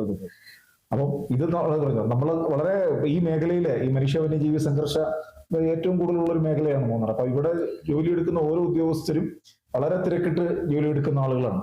അപ്പം അവരുടെ ജോലിഭാരം കൂട്ടുകയും അല്ലെങ്കിൽ അവരുടെ പ്രവർത്തനത്തിന് വേണ്ടത്ര അംഗീകാരം ജനങ്ങൾക്കിടയിൽ കിട്ടാതിരിക്കാനും ഇങ്ങനെയുള്ള വ്യാജ വാർത്തകൾ കാരണമാകുന്നുണ്ട്. അപ്പോൾ നിലവിൽ അത്തരത്തിൽ തന്നെയാണ് കാര്യങ്ങൾ. നമ്മൾ അന്വേഷിച്ചതിൽ ഇത് ഉത്തരാഖണ്ഡിൽ നിന്നുള്ള ദൃശ്യങ്ങളാണ് നമുക്ക് വ്യക്തമായി മനസ്സിലാകുന്നത്. അതും ജൂൺ 6-ാം തീയതി 2022 പ്രചരിച്ച ഒരു വീഡിയോ ആണ് ഇത്തരത്തിൽ ഇന്നും സോഷ്യൽ മാധ്യമങ്ങളിൽ പ്രചരിപ്പിക്കുന്നത്. ഇവർക്കെതിരെ ശക്തമായ നടപടി വനംവകുപ്പിന്റെ ഭാഗത്ത് ഉണ്ടാകുമെന്നാണ് റേഞ്ച് ഓഫീസർ അറിയിച്ചിരിക്കുന്നത്. ക്യാമറമാൻ AP രാജയ്ക്കൊപ്പം ബിനീഷ് ആന്റണി, കേരള വിഷൻ ന്യൂസ്, ഇടുക്കി. ഇടവേളയ്ക്ക് ശേഷം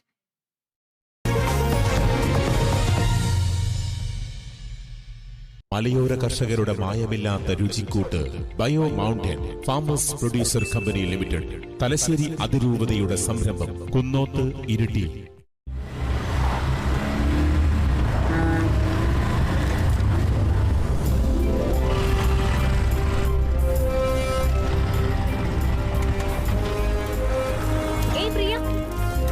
എനിക്ക് നല്ല ടെൻഷനുണ്ട്. അയ്യോ ഒരു മിനിറ്റ്. അച്ഛ PG എൻട്രൻസ് അല്ലേ, മനസ്സറിഞ്ഞ് ഒന്ന് പ്രാർത്ഥിച്ചേക്കണേ. പഠിച്ചത് മാത്രമേ വരുള്ളൂ മോളെ. അഡ്മിഷന്റെ ഫീസിന്റെ കാര്യത്തില് അച്ഛനൊരു വഴി കണ്ടിട്ടുണ്ട്. വരിക.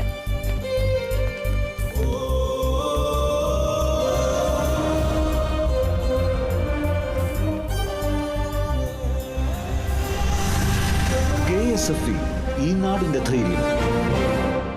Aquila Finance, the legacy of trusted service since 1995. കഴിഞ്ഞ 30 വർഷങ്ങളായി അക്വില ഫിനാൻസ് ഇവിടെ തന്നെയാണ് നമ്മളോടൊപ്പം കേരളത്തിൽ. ലാസർ ചേട്ടൻ നമ്മുടെ ബ്രോക്കർ ചേട്ടൻ, ബസ്സിന് പിറകെ പാഞ്ഞുമടുത്തൊരു ശോകം ചേട്ടൻ. വേണം ചേട്ടന് ബൈക്ക്, നല്ലൊരു സൂപ്പർ ബൈക്ക്. ഹൈ വന്നു ധനലക്ഷ്മി, വന്നു സൂപ്പർ ബൈക്ക്. വായോ വായോ ധനലക്ഷ്മിക്ക് വായോ. വണ്ടി വാങ്ങാം, വീട് വെക്കാം, ബിസിനസ് ഡ്രീം കളർഫുൾ ആക്കാം. ധനലക്ഷ്മി, ധനലക്ഷ്മി, ധനകാര്യത്തിന് Dhanalakshmi. Dhanalakshmi hire purchase and leasing limited. ധനകാര്യത്തിന് ഇനി ധനലക്ഷ്മി. പ്രകൃതി നമുക്കായി കരുതി വച്ചിരിക്കുന്നു അത്യപൂർവ ഔഷധങ്ങൾ. അവ ശ്രദ്ധാപൂർവം ശേഖരിച്ച് 450-ലേറെ ആധികാരിക ആയുർവേദ ഔഷധങ്ങളാക്കി മാറ്റുന്നു ഔഷധി. രാജ്യമൊട്ടാകെ സാന്നിധ്യം. ഔഷധി ഔഷധമാണ്, അത്ഭുതമല്ല. ഒരു കേരള സർക്കാർ സ്ഥാപനം.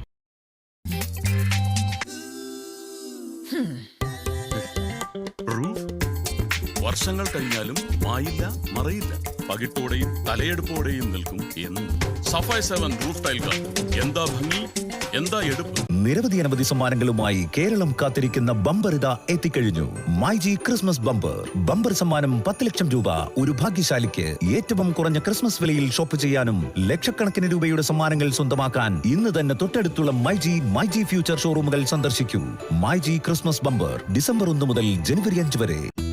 കേരള വിഷൻ ന്യൂസ് നിങ്ങൾക്കായി അവതരിപ്പിക്കുന്നത് അമൃത് വേണി ഹെയർ എലിക്സിർ. സമൃദ്ധമായ മുടി ബയോടെക്നോളജിയിലൂടെ. ഇൻ അസോസിയേഷൻ വിത്ത്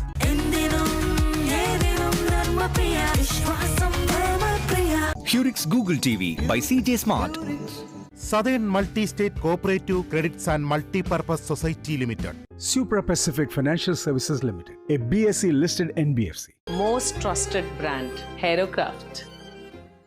ധനലക്ഷ്മി ഗ്രൂപ്പിന്റെ family development cooperative thrift and credit society. Call 9188606060.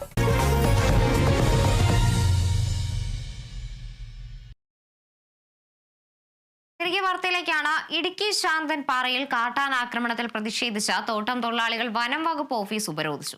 കാട്ടാനക്കൂട്ടത്തെ ജനവാസ മേഖലയിൽ നിന്നും തുരത്തുവാനുള്ള നടപടി സ്വീകരിക്കാമെന്ന വനം വകുപ്പിന്റെ ഉറപ്പിനെ തുടർന്നാണ് 2 മണിക്കൂർ നീണ്ടുനിന്ന ഉപരോധം സമരം അവസാനിപ്പിച്ച് തൊഴിലാളികൾ പിരിഞ്ഞത്. കഴിഞ്ഞ 20 ദിവസമായി ശാന്തൻപാറ മേഖലയിൽ കാട്ടാന ശല്യം രൂക്ഷമാണ്.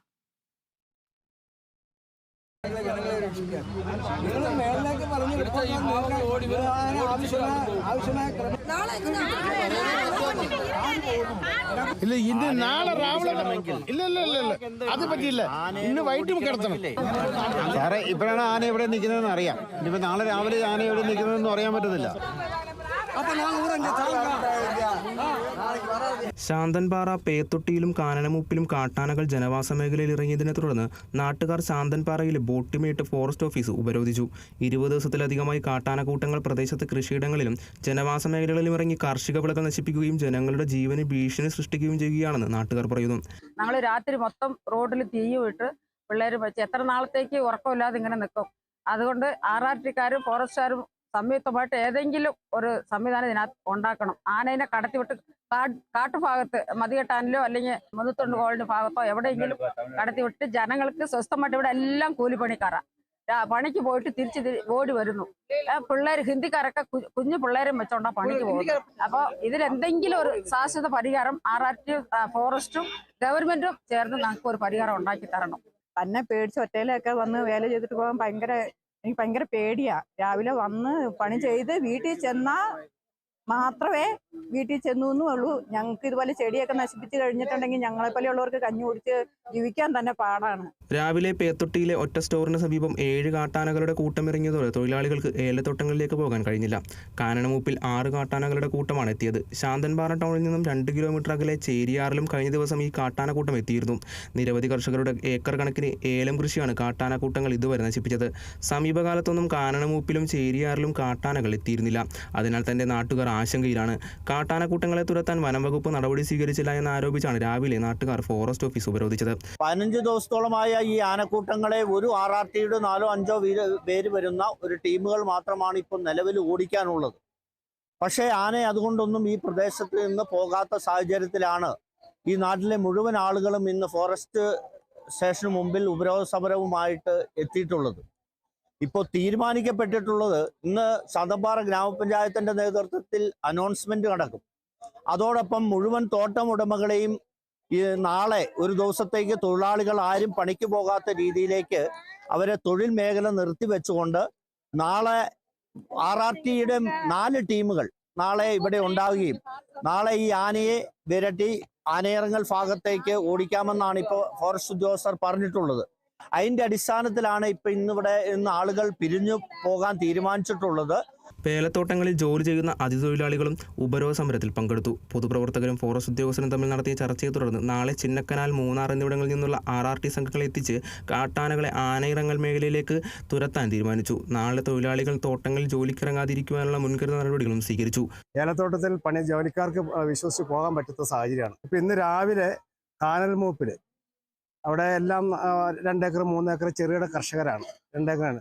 ഇപ്പോൾ 6ഓളം ആന ആ കൃഷി മേഖല ഇറങ്ങി കൃഷി വ്യാപകമായിട്ട് നശിപ്പിച്ചുകൊണ്ടിരിക്കുക. ആ സമയത്താണ് പണിക്കാർ കായെടുക്കാൻ വേണ്ടി ചെല്ലുമ്പോൾ ആന നിൽക്കുന്നത് കണ്ട് പേടിച്ചോടി അരണ്ട് ചില കുട്ടികളടക്കമുള്ള ആളുകൾ നിസ്സാരമായിട്ട് പരിക്ക് പറ്റിയ ആളുകളും നിലവിലുണ്ട്.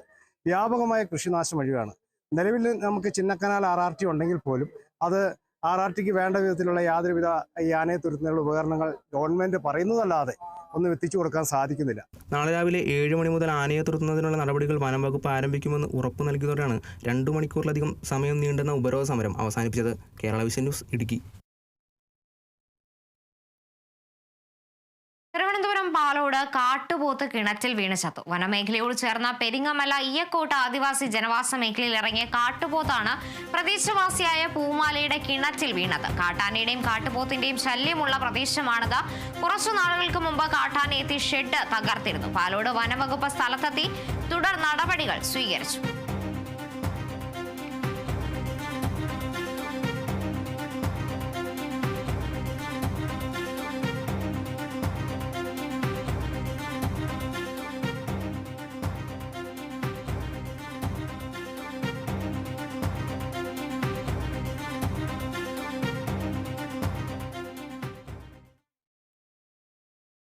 മെട്രോ നഗരങ്ങൾക്ക് തുല്യമായി നഗരവികസനം സാധ്യമാക്കിയാണ് LDF നേതൃത്വത്തിലുള്ള ഭരണസമിതി പടിയിറങ്ങുന്നതെന്ന് പത്തനംതിട്ട നഗരസഭാ chairman advocate T Sakkeer Hussain. പ്രതിപക്ഷത്തെ വിശ്വാസത്തിലെടുത്താണ് പദ്ധതികൾ യാഥാർത്ഥ്യമാക്കിയതെന്നും advocate T Sakkeer Hussain Kerala vision ന്യൂസിനോട്. വികസനത്തെ സൗഹൃദപരമായി നേരിട്ടും ഒപ്പം തന്നെ ആ വിമർശനത്തെ വികസനോത്മുഖമായ പന്താവിലേക്ക് കൈപിടിച്ചുയർത്തിയാണ് കഴിഞ്ഞ 5 വർഷത്തെ പത്തനംതിട്ട നഗരസഭയിലെ LDFന്റെ ഭരണം പൂർത്തിയാക്കി ചെയർമാൻ അഡ്വക്കേറ്റ് ടി സക്കീർ ഹുസൈനും അംഗങ്ങളും പടിയിറങ്ങുന്നത്. ഒരുപക്ഷെങ്കിൽ പത്തനംതിട്ട നഗരത്തിൽ മറ്റ് കോർപ്പറേഷനോ അല്ലെങ്കിൽ മെട്രോപൊളിറ്റൻ സിറ്റിയെ പോലെ തന്നെ കിടപിടിക്കാവുന്ന ഒട്ടേറെ വികസന പ്രവർത്തനങ്ങൾ സമർപ്പിച്ചിട്ടാണ്, പദ്ധതി യാഥാർത്ഥ്യമാക്കിയിട്ടാണ് ചെയർമാനും സംഘവും പടിയിറങ്ങുന്നത്. നമ്മളോടൊപ്പം ചേരുന്നത്, കേരള വിഷൻ ന്യൂസിനോട് ചേരുന്നത് അഡ്വക്കേറ്റ് സക്കീർ ഹുസൈനാണ്. സാർ, എങ്ങനെയായിരുന്നു ഈ 5 വർഷത്തെ നേട്ടങ്ങളും കാര്യങ്ങളും ഒക്കെ ജനങ്ങളോട്? പത്തനംതിട്ട നഗരത്തിൽ സമാനതകളില്ലാത്ത വികസന പ്രവർത്തനങ്ങൾക്ക് നേതൃത്വം നൽകാൻ ഈ കഴിഞ്ഞ 5 വർഷക്കാലം സാധിച്ചു. മാത്രമല്ല, ഭാവിയെ സംബന്ധിച്ചിടത്തോളം വ്യക്തമായിട്ടുള്ള ഒരു കാഴ്ചപ്പാട് കൂടി രൂപീകരിച്ച് വരുന്ന ഭരണസമിതികൾക്ക് വരുന്ന ദിവസം തന്നെ പ്രവർത്തന പഥത്തിലേക്ക് എത്താൻ കഴിയുന്ന നിലയിലാണ് ഈ ഭരണസമിതിയുടെ പടിയിറക്കം.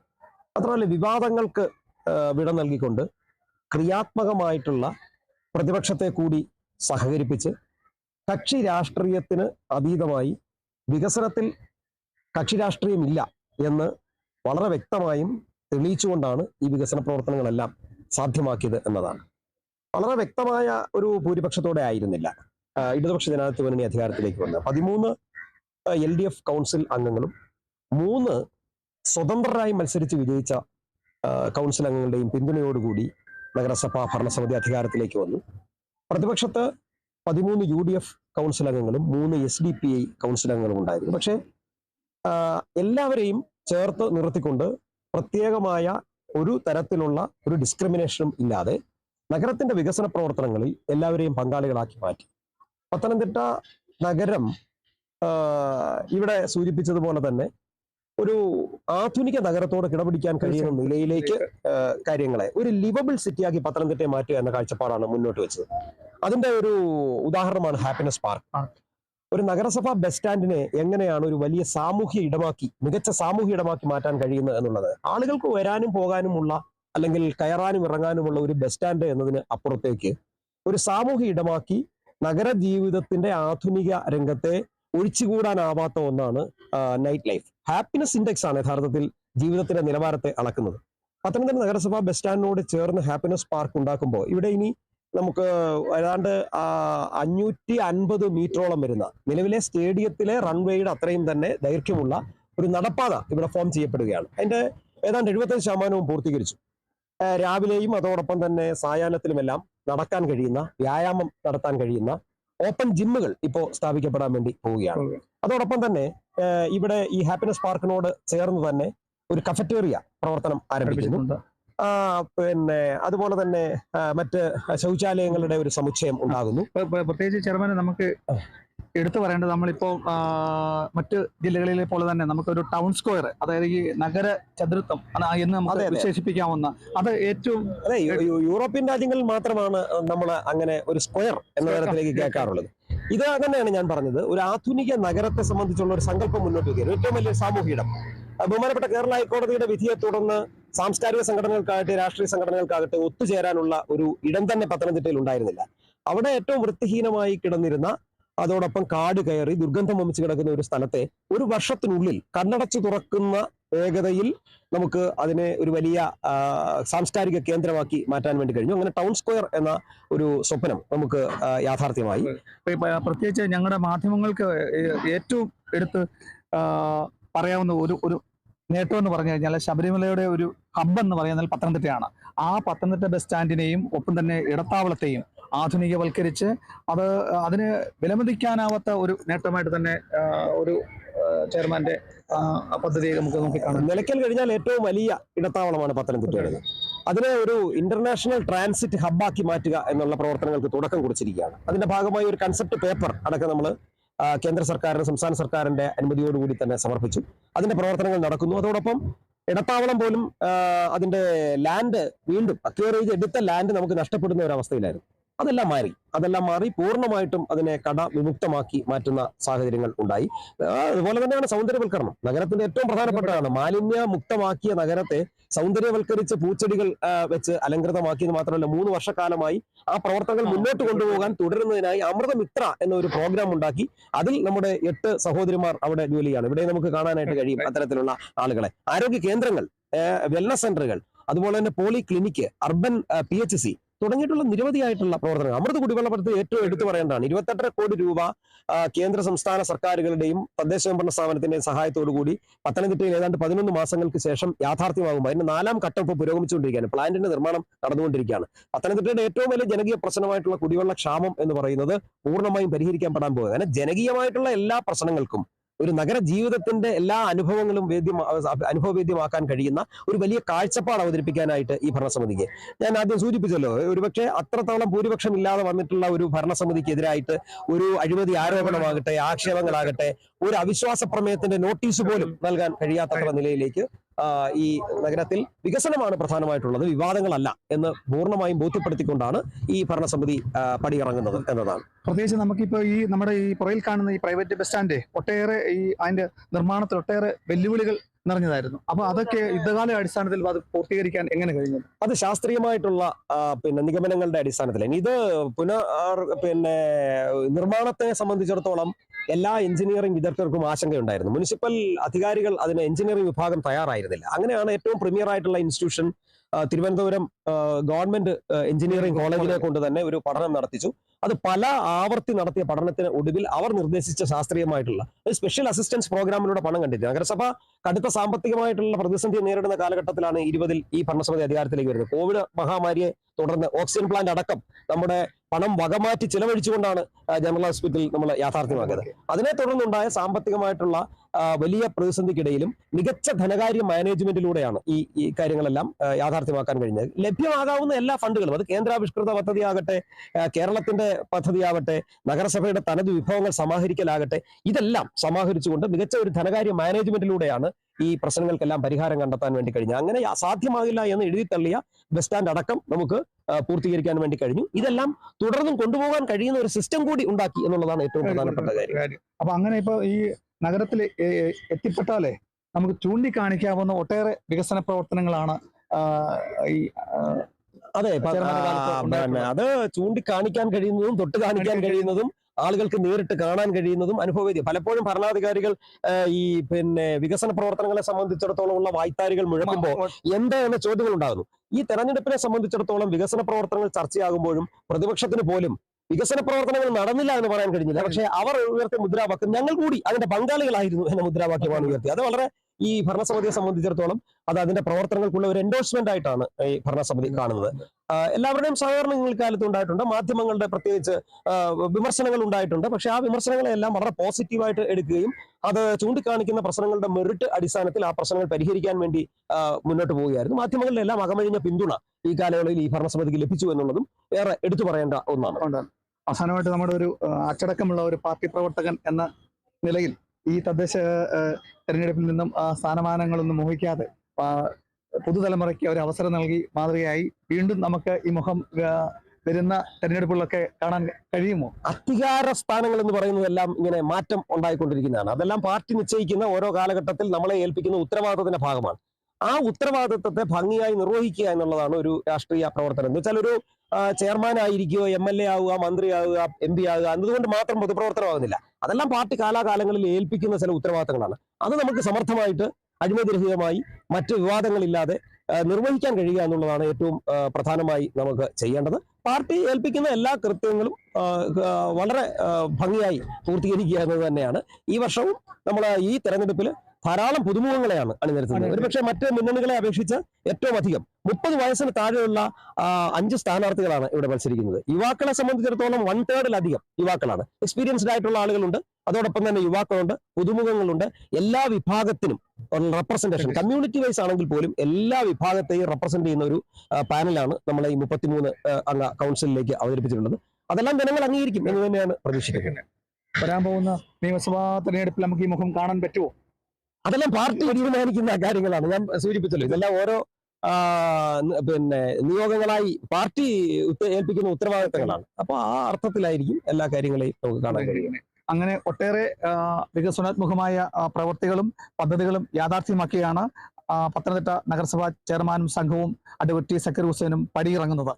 കേരള വിഷൻ ന്യൂസിനു വേണ്ടി ക്യാമറാമാൻ പ്രദീപ് അങ്ങാടിക്കലിനൊപ്പം പ്രസാദ് MJ, പത്തനംതിട്ട.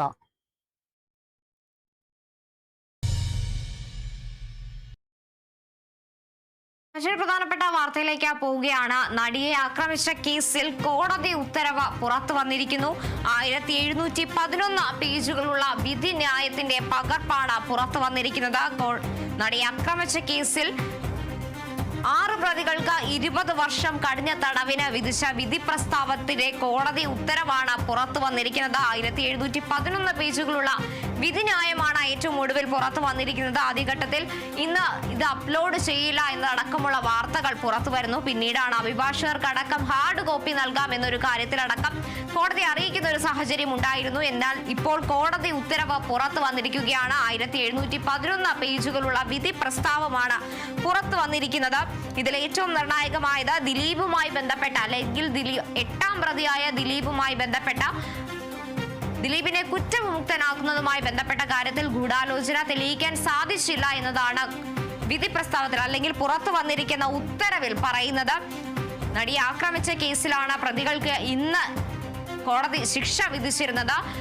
ആദ്യ 6 പ്രതികൾക്കായിരുന്നു കോടതി 20 വർഷം തടവിന് ശിക്ഷ വിധിച്ചത്. അതിന്റെ നീതിന്യായ ഉത്തരവാണ് ഇപ്പോൾ പുറത്തു വന്നിരിക്കുന്നത്. ഏതു തരത്തിലാണ് പ്രതികൾക്ക് ഇത്തരത്തിലൊരു ശിക്ഷയിലേക്ക് എത്തിയതെന്ന് അടക്കമുള്ള കാര്യങ്ങൾ ഉത്തരവിൽ സൂചിപ്പിക്കുന്നുണ്ട്. നടി ആക്രമിച്ച കേസിലാണ് കോടതി ഉത്തരവ് പുറത്തു വന്നിരിക്കുന്നത്. ഏറെ വൈകിയാണ് ഇത്തരത്തിൽ 1711 പേജുകളുള്ള നീതിന്യായം ഒടുവിൽ പുറത്തു വന്നിരിക്കുന്നത്. കൃത്യമായ കാര്യങ്ങൾ തന്നെയാണ് ഉത്തരവിൽ വ്യക്തമാക്കുന്നത്. ഈ നീതിന്യായ പകർപ്പ് പുറത്തു വന്നതിന് ശേഷമായിരിക്കും അപ്പീൽ അടക്കമുള്ള കാര്യങ്ങളിലേക്ക് കടക്കുക എന്ന് പ്രോസിക്യൂഷനും അതുപോലെ തന്നെ സർക്കാരും അറിയിച്ചിരുന്നു. ഇനി വിശദമായ പഠനങ്ങൾക്ക് ശേഷം തന്നെയായിരിക്കും അപ്പീൽ അടക്കമുള്ള കാര്യങ്ങളിലേക്ക് പ്രോസിക്യൂഷനും അതുപോലെ തന്നെ സർക്കാരും കടക്കുക. ഇന്ന് 3:40 ഇത്തരത്തിൽ 4:40 ഇത്തരത്തിൽ 6 പ്രതികൾക്ക് എതിരെ ശിക്ഷാവിധി ഇന്ന് ജഡ്ജി പ്രസ്താവിച്ചത്. 6 പ്രതികൾക്കും 20 വർഷം കഠിന തടവിനും അതുപോലെ തന്നെ പിഴത്തുക കെട്ടിവെക്കണമെന്നത് അടക്കമുള്ള കാര്യങ്ങളായിരുന്നു കോടതി അറിയിച്ചിരുന്നത്. ആ വിധി പകർപ്പ്, ആ ശിക്ഷാവിധി, അത് കൂടാതെ തന്നെ 7 മുതൽ 10 വരെയുള്ള പ്രതികളെ വെറുതെ വിട്ട കാര്യങ്ങളടക്കം വിധി പകർപ്പിൽ ഉണ്ട് എന്നതാണ് വ്യക്തമാക്കുന്നത്. നടിയെ ആക്രമിച്ച കേസിലാണ് 1711 പേജുകളുള്ള വിധിന്യായത്തിന്റെ പകർപ്പ് ഇപ്പോൾ പുറത്തു വന്നിരിക്കുന്നത്.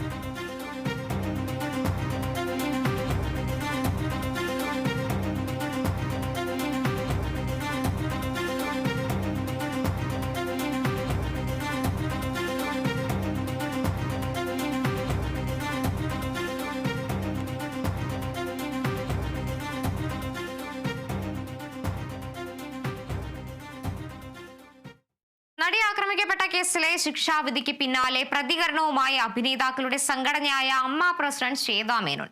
സംഘടന അതിജീവിതയ്ക്കൊപ്പമാണെന്നും പ്രതികൾക്ക് ലഭിച്ച ശിക്ഷ തൃപ്തികരമല്ലെന്നും അപ്പീൽ പോകണമെന്നാണ് തന്റെ വ്യക്തിപരമായ അഭിപ്രായമെന്നും ശ്വേതാ മേനോൻ പറഞ്ഞു. വിധി വന്നു, 8 വർഷത്തെ ഒരു പോരാട്ടം ആ കുട്ടീൻ്റെ. അപ്പോൾ we are very happy with quantum of punishment കൊടുത്തതിന്. സോ അതിൻ്റെ സന്തോഷത്തിലാണ്. നമ്മൾ വിധിക്ക് വേണ്ടി വെയിറ്റ് ചെയ്യേണ്ടായിരുന്നു, അതുകൊണ്ടാണ് ഇത്ര ഡിലേ വന്നത്. പിന്നെ അത് കുറേ വലിയൊരു വിധി ആയതുകൊണ്ട് നമുക്ക് വായിക്കാൻ പറ്റിയില്ല. അത് സത്യം പറഞ്ഞാൽ ഇതിന് അപ്പീൽ പോകണമെന്നാണ് ഞാൻ പേഴ്സണലി ഞാനാണെങ്കിൽ ഞാൻ എന്തായാലും അപ്പീലിൽ പോയേനെ. ആൻഡ് ഐ തിങ്ക് ആ കുട്ടീൻ്റെയും അതുതന്നെയാണ് റിക്വസ്റ്റ്. ഒരുപാട് തെറ്റിദ്ധാരണകൾ നമ്മുടെ പബ്ലിക്കിൻ്റെ ഇടയിൽ മീഡിയ വഴി വന്നിട്ടുണ്ട്. ദാറ്റ് ഒരു അർജൻറ്റായ ഒരു യോഗമാണ് നമ്മൾ മീറ്റ് ചെയ്തത്. അല്ല, 3 ആഴ്ച മുമ്പ് തന്നെ നമ്മൾ തീരുമാനിച്ച ഒരു ഇതാണ്. ബിക്കോസ് അടുത്ത ദിവസം തന്നെ ഇലക്ഷൻ ഉണ്ടായിരുന്നു. അപ്പോൾ നമുക്ക് 8th എല്ലാവർക്കും വരാൻ പറ്റിയത്. Four good luck or four bad luck ആ ദിവസം തന്നെ വിധി വരികയുണ്ടായിരുന്നു. അതിൻ്റെ ഒരു തെറ്റ് ഇതുണ്ടായിരുന്നു. പിന്നെ നമ്മളൊരു കാര്യം എടുത്ത് ചാടിയിട്ട് പറയാതെ ഇരിക്കാൻ വേണ്ടിയിട്ടാണ് വെയിറ്റ് ചെയ്യുന്നുണ്ടായിരുന്നത്. പിന്നെ നിങ്ങൾ തരുന്ന ഒരു പിക്ചർ അല്ല ഇത്. ഇറ്റ്സ് എ കൈൻഡ് ഓഫ് നമ്മൾ ചാരിറ്റി ഓർഗനൈസേഷൻ ആകുമ്പോൾ അതിൻ്റേതായ ഒരു ലീഗൽ സ്റ്റെപ്സ് ഉണ്ട്. എവറിത്തിങ് ഈസ് അബൌ ലോ ഒന്നുമില്ലാന്ന്. Law is ultimate. അപ്പോൾ അത്രയേ ഉള്ളൂ. പിന്നെ ആ കുട്ടീൻ്റെ തീരുമാനമാണ്. ഗവൺമെൻറ് വരെ ആ കുട്ടീനെ സപ്പോർട്ട് ചെയ്യുന്നില്ലേ. So we are with her. Kozhikode കോർപ്പറേഷനിൽ കൂടുതൽ സീറ്റുകൾ നേടി LDF ഭരണം തുടരുമെന്ന് ഡെപ്യൂട്ടി മേയറും LDFന്റെ മേയർ സ്ഥാനാർത്ഥിയുമായ CP മുസാഫിർ അഹമ്മദ് കേരള വിഷൻ ന്യൂസിനോട് പറഞ്ഞു. UDFന്റെ മേയർ കോർപ്പറേഷൻ ഭരിക്കുമെന്ന് Kozhikode DCC president Kerala vision ന്യൂസിനോട് നടത്തിയ പ്രസ്താവന തമാശയായി മാത്രമേ കാണാനാകൂ. വോട്ടെണ്ണുന്നത് വരെ DCC പ്രസിഡന്റിന് പലതും പറയാം. ഭരണം UDFന് കിട്ടണമെങ്കിൽ BJPയുമായി ധാരണ ഉണ്ടാക്കിയിരിക്കാമെന്നും മുസാഫിർ അഹമ്മദ് പറഞ്ഞു. കോഴിക്കോട് കോർപ്പറേഷൻ ഇത്തവണ ആര് ഭരിക്കുമെന്നറിയാൻ ഇനി മണിക്കൂറുകളുടെ മാത്രം കാത്തിരിപ്പാണ്. അതിൽ തന്നെ 3 മുന്നണികളും വലിയ പ്രതീക്ഷയാണ് പങ്കുവയ്ക്കുന്നത്. തുടർഭരണം ഉണ്ടാകുമെന്ന് LDF പറയുമ്പോൾ ഇത്തവണ അത് മാറുമെന്നാണ് UDFും തങ്ങൾ ഭരിക്കുമെന്ന് BJPയും ഒരുപോലെ അവകാശപ്പെടുന്നുണ്ട്. ഇതിൽ LDF എന്താണ് പറയുന്നത് എന്ന് പരിശോധിക്കേണ്ട. നിലവിലെ ഡെപ്യൂട്ടി മേയറും ഒപ്പം തന്നെ LDFന്റെ മേയർ സ്ഥാനാർത്ഥിയായി പൊതുവെ പറയപ്പെടുകയും ചെയ്ത CP മുസാഫർ അഹമ്മദ് ഇപ്പോൾ കേരള വിഷൻ ന്യൂസിനൊപ്പം ഉണ്ട്. ഏറ്റവും ആദ്യം കണ്ടത് നമ്മളായിരുന്നു. അന്ന് സ്ഥാനാർത്ഥിത്വം പ്രഖ്യാപിക്കപ്പെടുന്നതിന് മുൻപ് അങ്ങ് മത്സരിച്ചു. അന്ന് നമ്മൾ പറഞ്ഞ പോലെ ഒരുപക്ഷെ മേയർ സ്ഥാനാർത്ഥി എന്ന രീതിയിൽ വ്യാപകമായി പ്രചരിപ്പിക്കപ്പെട്ടു മാധ്യമങ്ങളാണെങ്കിൽ പോലും. നാളെ ഇപ്പോൾ റിസൾട്ട് വരികയാണ്. എന്താണ് പ്രതീക്ഷ? ശുഭപ്രതീക്ഷ വർദ്ധിക്കുകയാണ്.